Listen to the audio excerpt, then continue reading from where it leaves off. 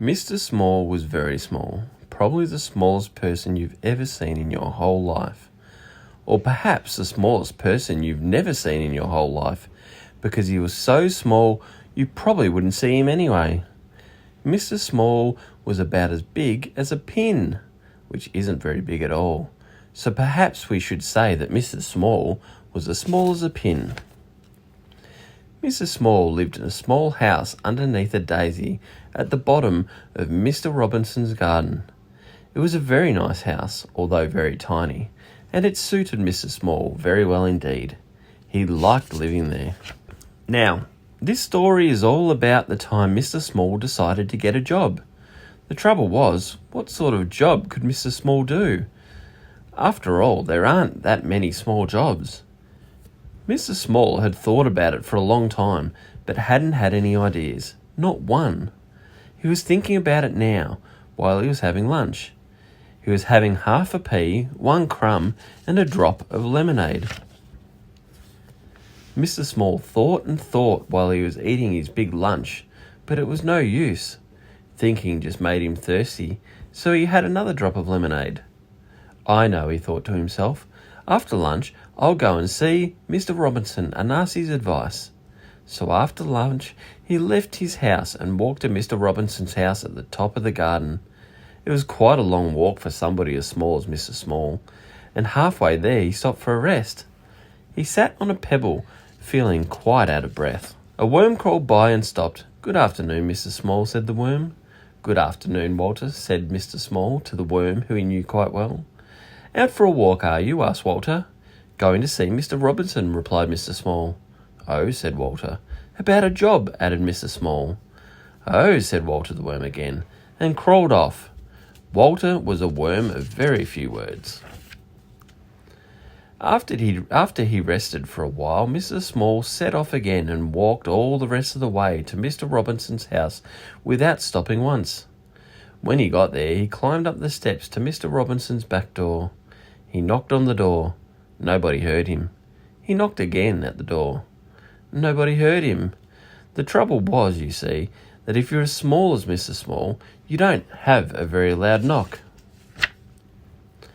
Mr. Small looked up.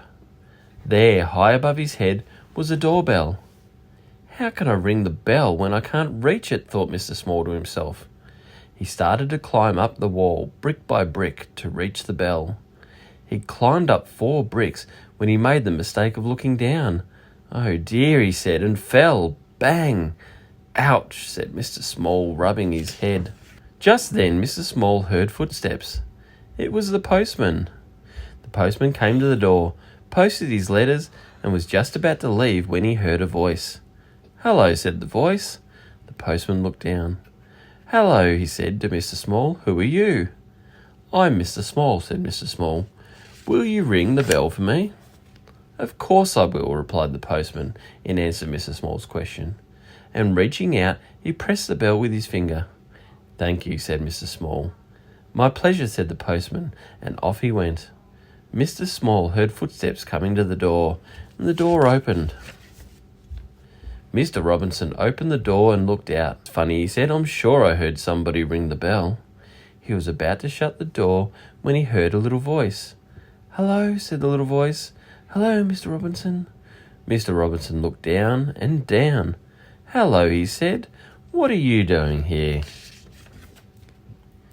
"I've come to ask your advice," said Mr. Small to Mr. Robinson. "Well," said Mr. Robinson, "you'd better come in and have a talk." Mr. Small followed Mr. Robinson into the house and perched on the arm of Mr. Robinson's favourite chair. He told him how he couldn't think of a job that he could do. Mr. Robinson sipped a cup of tea and listened. "So you see," Mr. Small explained, "how difficult it is." "Yes, I can see that," said Mr. Robinson, "but leave it to me." Mr. Robinson knew a lot of people. Mr. Robinson knew somebody who worked in a restaurant and arranged for Mr. Small to work there, putting mustard into mustard pots. But Mr. Small kept falling into the pots and getting covered in mustard, so he left that job. Mr. Robinson knew somebody who worked in the sweet shop and arranged for Mr. Small to work there, serving sweets. But Mr. Small kept falling into the sweet jars, so he left that job.